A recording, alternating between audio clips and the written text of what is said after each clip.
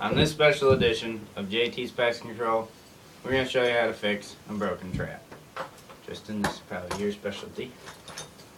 Well, on this one, trigger broke clean off. So if you're going to want to fix it, I just got a piece of wire, smooth wire. It's a good gauge, heavy. And you got to make 2 loops at the end. One here and one here. And like what I did, I just got a stick and don't know where my stick went, but I slid it straight through there, and it makes so almost nothing could get through there. Because I don't care if I catch something small, it's still catching stuff. And that's how I fix my trap. Hang on, we'll find this stick. Right here.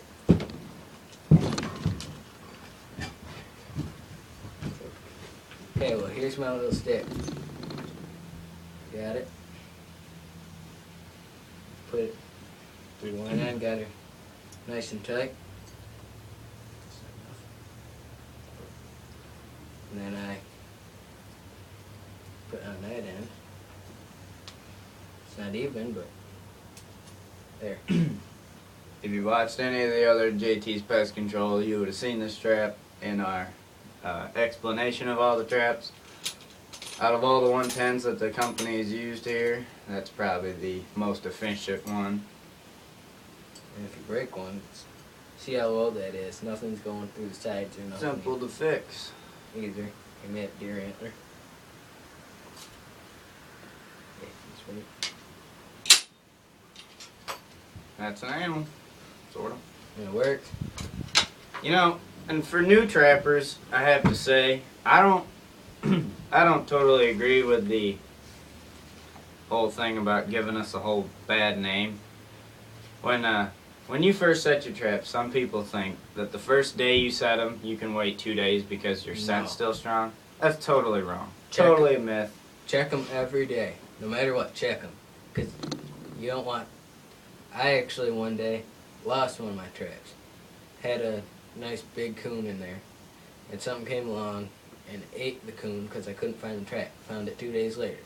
Now if you're not checking them, you could have yourself a big old coon this big and something come along and kick its ass and kill it. You can also have a suspension of your license if you're supposed to tag your traps. Yeah. And as you can see here, it's got the little tag on it. If you're caught, you know. Just copper tags, and if you don't want to get in trouble, put those on there. Trap your own land, or only land you have permission to trap on. Same rules with hunting. It all applies. Not your land, you have to ask in advance. Never ask first day of season, you know. Ask in advance. Ask 2 weeks. That's what I'm doing. I got a guy right over there. Gotta ask him. I'm going to ask him 2 weeks before season about it.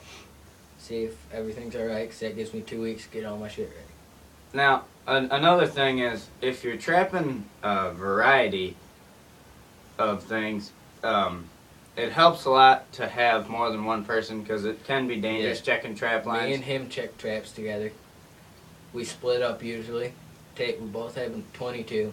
22. Best trapping gun ever. Yep. Some people say shotguns are okay. No. You don't want a hole this big in your animal. You want one that big. And fur buyers are around. Just takes a little bit of looking. You can use the Fur Fishing Game magazines. They have a lot of ways to find out where to sell, things to buy. We got a guy we go to called Hoot. You can look him up. It's Hoot's Furs. He's got a website. He goes all over the place. He's got a card, and he'll buy anything. I sold him a coon that I shot out of a tree. It's just a baby. Still got $3 for it. He gives you the best prices around. He is buyers of raw furs and deer hides, seller of tan wild furs. So yeah, and if he got something, he'll buy skunks even. His mom makes the stuff into like fur hats and coats and everything, so he'll buy anything. I wish I brought it, but I have one of those big old skunk hats. But you can go to www.hootsfurs.com. HOOTS furs.com. He's got to be the best one around. Oh, yeah. If you're in New York or Pennsylvania border, that's where I go. There's also fur auctions around, right? Yeah, but thing about fur auctions, one guy can get $30 for 2 coon, and you take yours up there, and if the fur buyer doesn't feel that they're as good, even if they are, you can only get $10. True. For Hoop, I like him. He'll even come to your house. You gotta give him a call, and he'll come to your house. He'll buy year round even, but obviously you're not trapping year round. So, what about that bank set of yours? What gave you that idea? Bank said I came to that idea when I was trapping raccoon with my cousin with 220s. And we were making cubby sets out of buckets, just 5-gallon buckets, and we ran out of buckets. We were up on my grandma's hill, and it's a straight hill, just straight up. And what we were doing, we had a shovel with us, obviously. And I dug out a little hole about this deep and this big around, and I didn't know what we were going to catch, so I don't remember what we had for bait. I think it's just regular coon bait, a little jar of it. Got that, put a couple chunks in the way back. What I do, I get the hole like this, then make it go like this at the back, and then a little hole like this, and probably about that deep, and that's where you put your bait, and it's got to go down like this. So your hole goes like this, and you put your 220 right in front of there. Put a little dirt on there, cover your scent up. That's how it came with it. Caught a coon, catch whatever you need. What was the video we were showing from muskrat or mink, right? With that bank set that you made? Oh yeah, the bank set. I used one time on the channel, put it off to the side, just kind of goofing around. It was about the end of season. I had caught 10, 20, I had a lot. I just wanted to kind of experiment. And the rat has the middle channel, and he actually followed it right into the bank. His nose was right on the bank when I pulled him out the next morning. It's a real good set. I'm happy with that. I was just messing around. I'm sure I didn't come up with it or anything, but none of my friends, he didn't know about it till I showed him. No, it's a good set, especially if you have the wooden trap here. It works. Nice addition. That'll work for, you do that with one of your 330s, put a big old stick in there, because if you need bait for beaver, get a piece of birch, take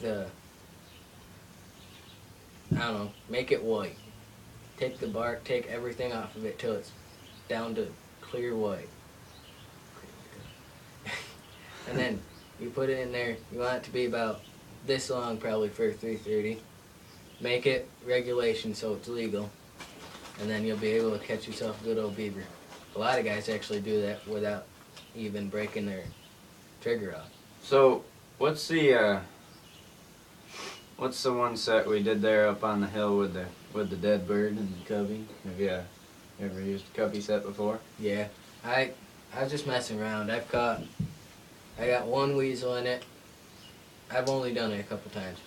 I was messing around last year. You guys watch my other videos, you'll see my squirrel trapping ones. I use those too.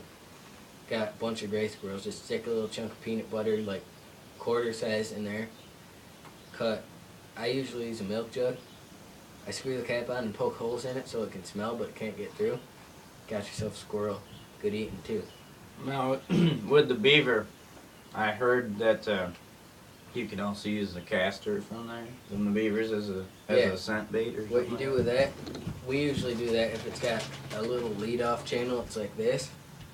And then if there's a bank, you dig down a little bit, put your trap in there, you get the whole castor, the whole gland.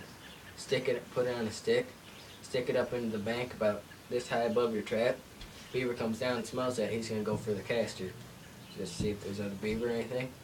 Usually catch a lot of males like that. Now, with a castor, do you have to freeze them or do you dry them? When you're selling them, Yeah. you dry them.